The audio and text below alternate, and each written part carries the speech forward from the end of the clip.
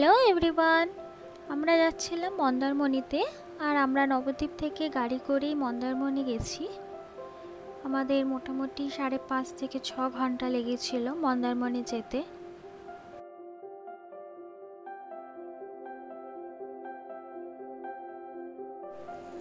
আর মন্দারমণিতে ঢুকে আমরা অনেক হোটেল দেখেছি, কিন্তু আমাদের এই সুইট ফ্যান্টাসি রিসর্ট বলে যে হোটেলটি রয়েছে সেটি আমাদের পছন্দ হয়েছিল। আর আমরা সেই হোটেলেই ছিলাম। এই ভিউটা সেই হোটেলেরই।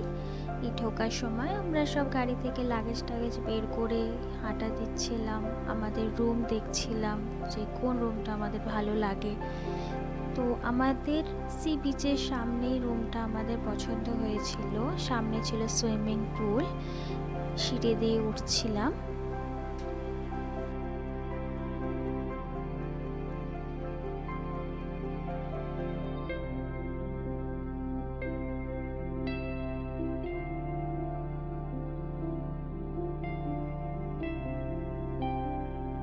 আমাদের রুমটা ছিল 3 তলার ওপরে।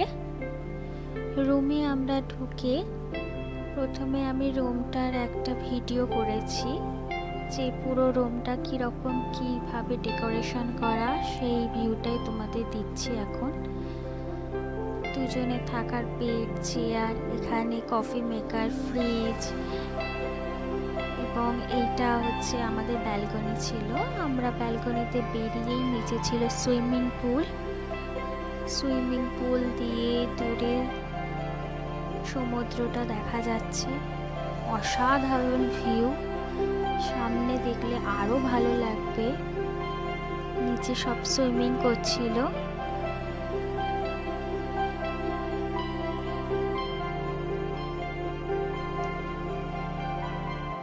আর এটা হলো নিচের গ্রাউন্ড ফ্লোরে সুইমিং পুল। সুইমিং পুলের সাথে বিভিন্ন ককটেল মকটেলের ব্যবস্থাও রয়েছে, যার যেরকম পছন্দ বললে পারে সেরকম করে বানিয়ে দিচ্ছে।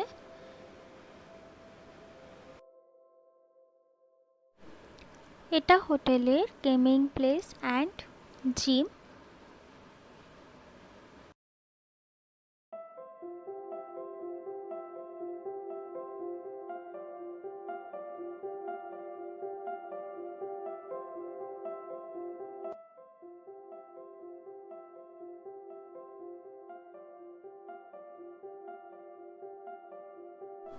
হোটেলের গ্রাউন্ড ফ্লোরে ছিল খাবারের ব্যবস্থা। আমরা ব্রেকফাস্টটা ফ্রি পেয়েছিলাম, অ্যান্ড লাঞ্চ আর ডিনারটা এখান থেকেই করেছিলাম। ভেজ নন ভেজ দু রকমেরই ব্যবস্থা রয়েছে, যার যেটা পছন্দ সে সেরকমভাবে নেবে। লাঞ্চ ডিনারের জন্য পেড করতে হবে আলাদাভাবে।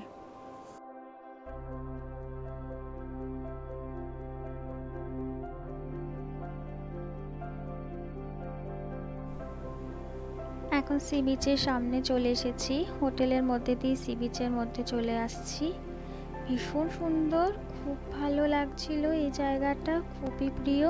Thank you for watching.